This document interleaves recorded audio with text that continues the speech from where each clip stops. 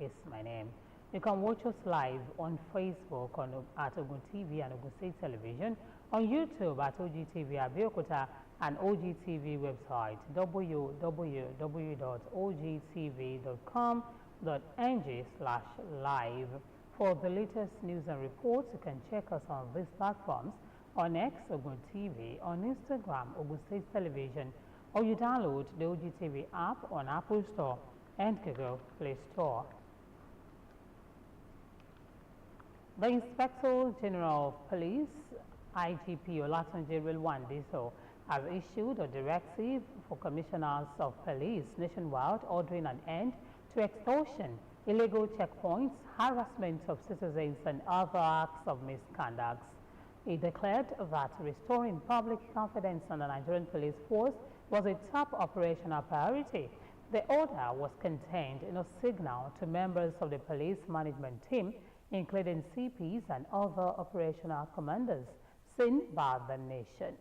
In the strongly worded marching order, the IGP acknowledged the deep mistrust many Nigerians feel towards officers, describing it as painful and unacceptable. According to him, the directive marks the beginning of a determined effort to rebuild discipline within the police and re-establish its legitimacy in the eyes of the public.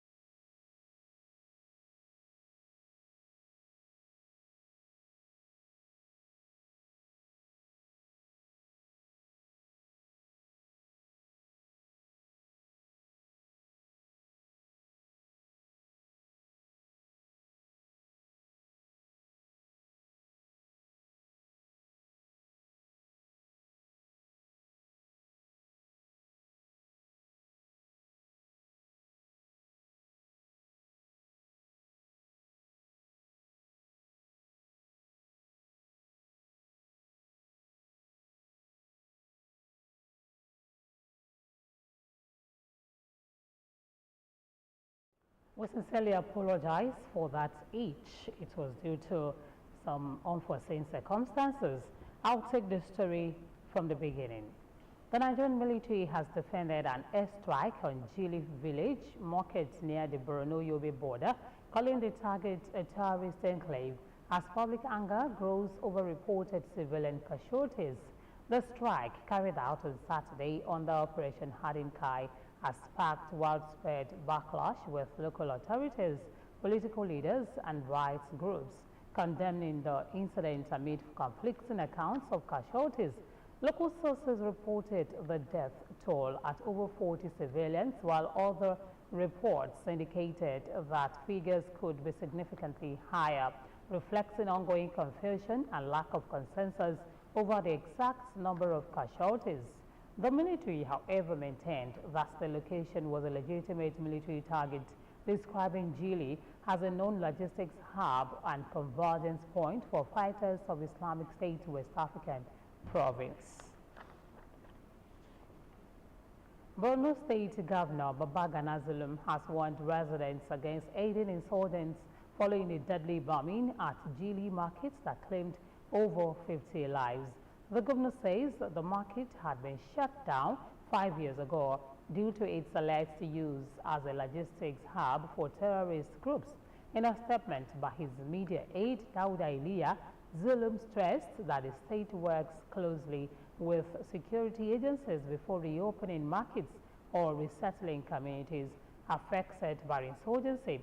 He reaffirmed his administration's commitment to protecting lives and urged residents to remain vigilant and provide credible information to support ongoing military operations. The Ministry of Power says electricity generation has improved in the last 2 weeks from March 28 to April 10, 2026, underscoring the federal government's commitment to delivering on its promises to Nigerians. It says the gradual rise in generation output within the period is in tandem with the assurance given by Minister Adebayo Adelabu at a recent power sector working group meeting. The minister had pledged that the electricity supply would improve within 2 weeks. The ministry insists data from the period under review show that actual power generation increased from about 3,951 megawatts on March 28 to over 4,300 megawatts by April 10, reflecting a consistent upward trend. It's explained that the improvement closely aligns with a steady increase in gas supply to thermal power plants, which rose from approximately 605 million standard cubic feet to over 704 within the same time frame.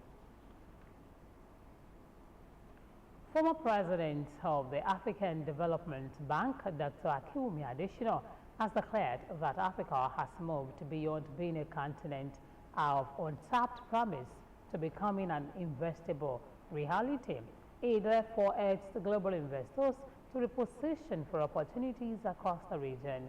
Adesina made the assertion in Accra, Ghana, while delivering his acceptance speech after receiving a Lifetime Achievement Award at the African Heritage Awards.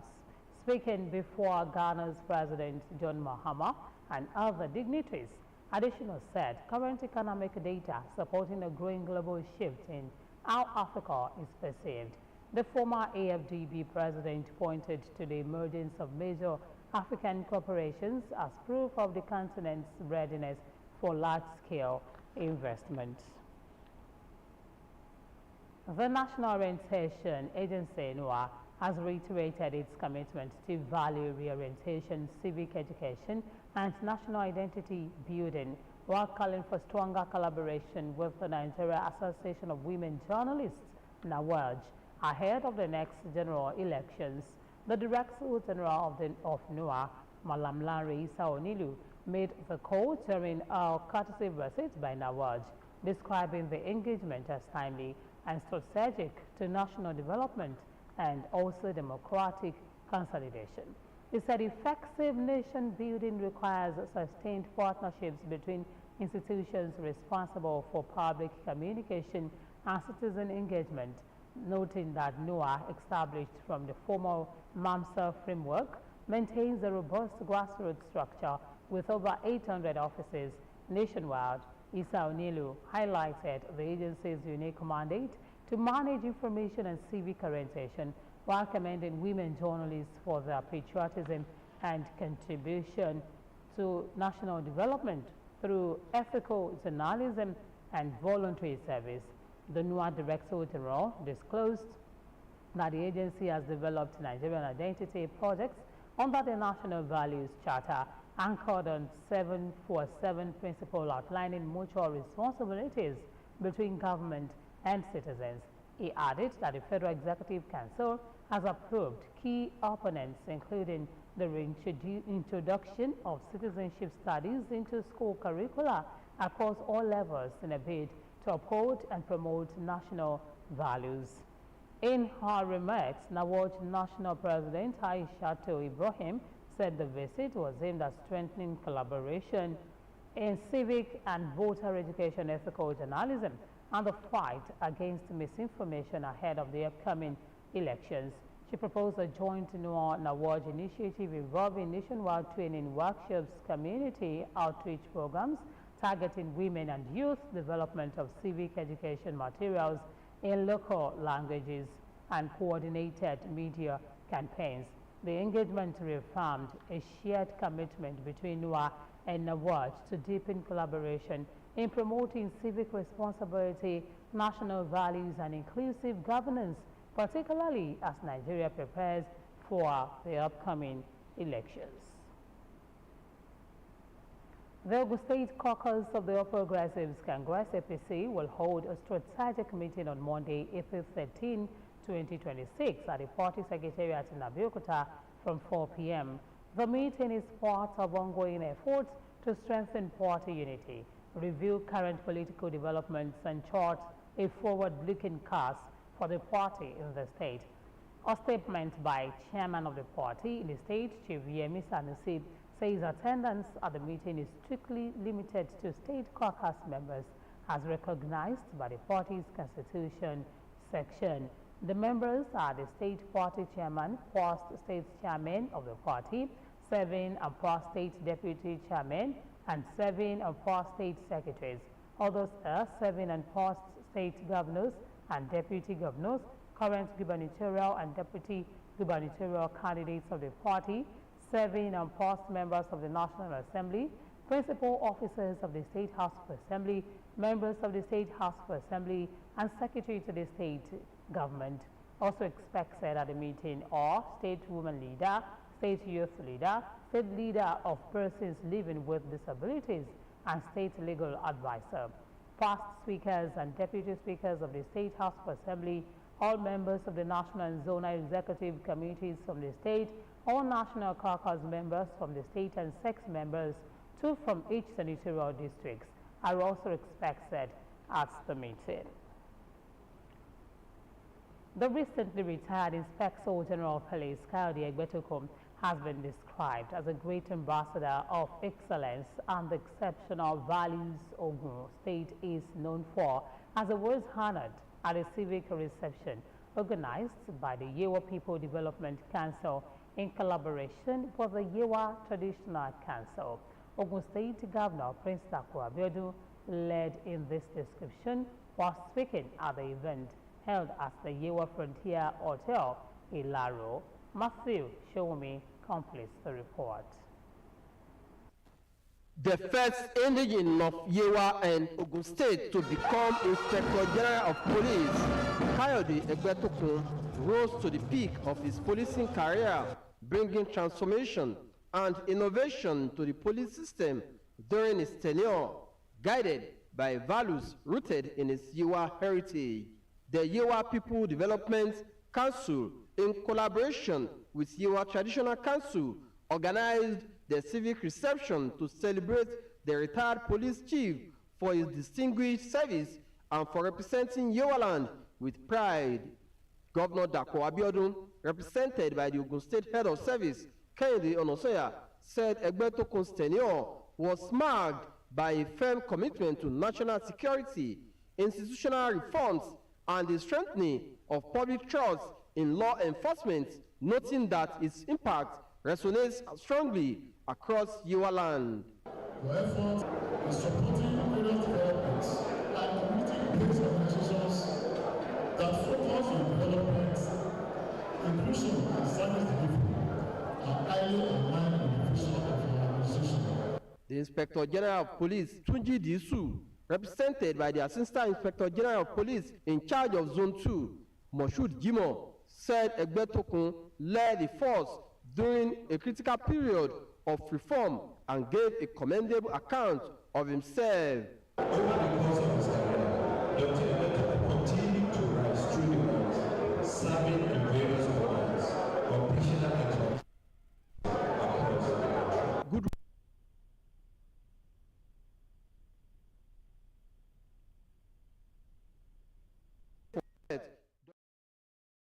the Ogun State Commissioner of Police, Bode Ojajuni, and other prominent indigenes of Yewa land. We thank the President of the Federal Republic of Nigeria, who has for once put Yewa land on the world map by engaging the services of the illustrious son of the land. Very proud, and it also clearly demonstrates once again that once you give a Yewa man an opportunity to serve, you can't be sure that he's going to serve to the best of his ability. We are just seeing the materials that we have in Yewa land. I knew him when I was a deputy governor, and he was ADC to the former governor of Lagos State. The retired AIG has spoken so much about his policy initiatives, his projects.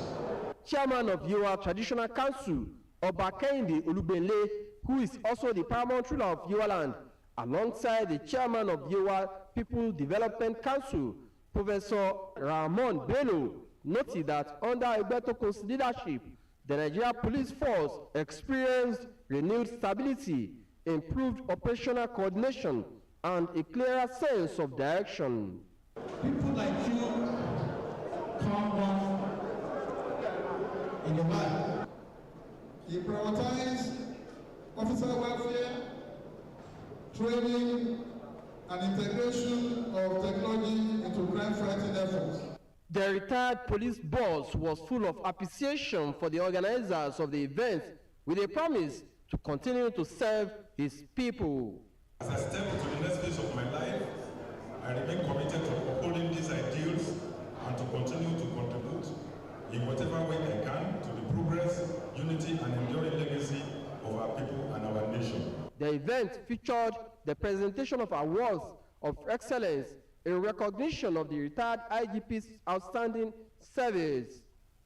Matthew Shomi, OGTV News.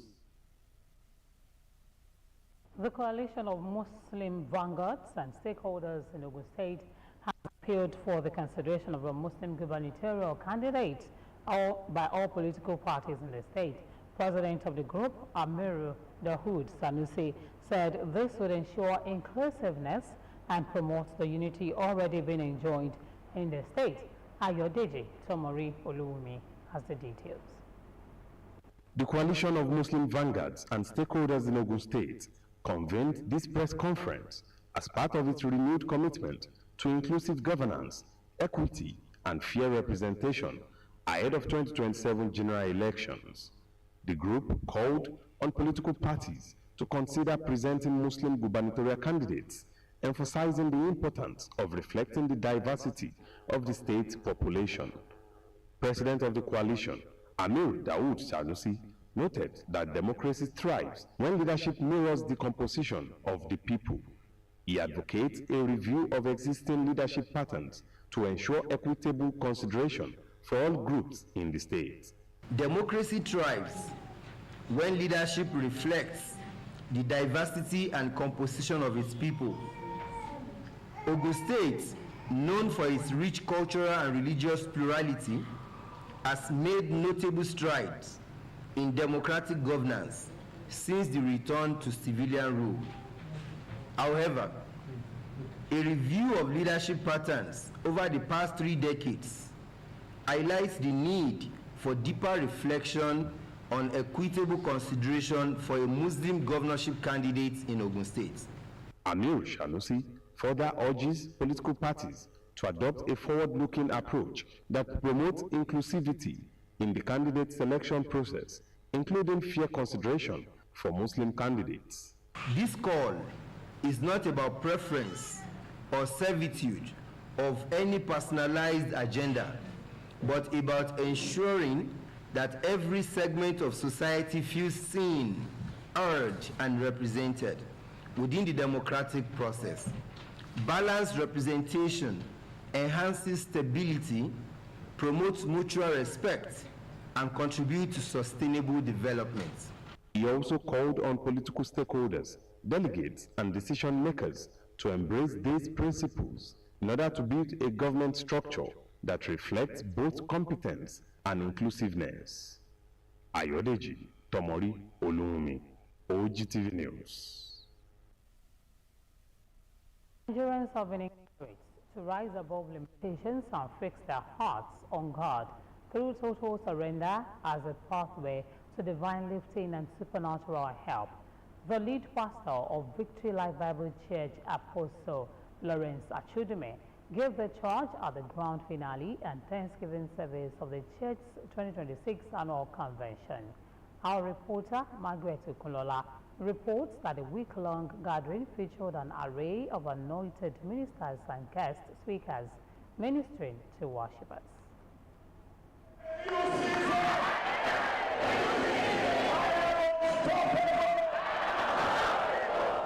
The grand finale of the Victory Life Bible Church 2026 convention draws worshippers to the church's headquarters along Ajebo Road, Abeokuta, after 6 days of impactful spiritual and social activities. The convention features business sessions, youth engagement, and other faith-building gatherings, all designed to equip believers for holistic growth, an atmosphere of joy, thanksgiving, and deep spiritual reflection as participants celebrate the success of the program.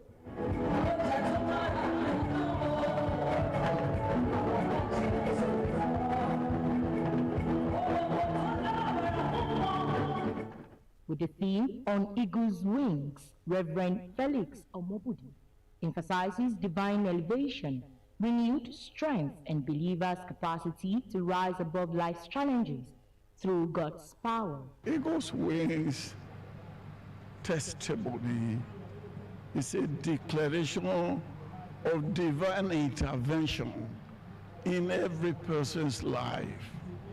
Whatever man cannot do, what looks impossible to man, is possible to God. He still intervenes in people's affairs today. Delivering the closing message, Apostle Lawrence Achudume reminds the congregation that God's help remains ever present and accessible to those who approach Him with sincerity and total surrender. Until you are seen, nobody comes to you. So many people have missed opportunity because they were not recognized. So the message of God to the people today was that they will no more be hidden. You don't hide light. So darkness cannot again cover their light from shining. Let Nigerians stand for truth. Stand and vote for those they believe will give us the dividends of democracy. It's time for every Nigerian to rise up. Not even voting for party now. Vote for individuals with character, discipline. Participants express gratitude to God for a successful convention and look forward with great expectation to an even greater gathering in 2027. Highlights of the event include presentation of awards to winners of sporting competitions held during the convention, alongside vibrant Thanksgiving sessions. Margaret Ukulola, OGTV News. On the foreign scene, United States President Donald Trump has unleashed a storm of criticism at Pope Leo XIV, calling him weak on crime and terrible for foreign policy. Trump delivered the unusual criticism of the head of the Catholic Church in a post on social media, saying he does not want a pope who criticizes the President of the United States. Trump's outburst appeared to be triggered by recent remarks from Pope Leo critical of the U.S.-Israel war on Iran. Last week, Leo issued a rare direct rebuke of Trump's threat to destroy Iranian civilization, calling it truly unacceptable. And then on Sunday, the 70-year-old pontiff implored leaders to end ongoing bloodshed, condemning what he described as a delusion of omnipotence, fueling war comments that appeared directed at the Trump. And from the world of sports, Jack Nicklaus.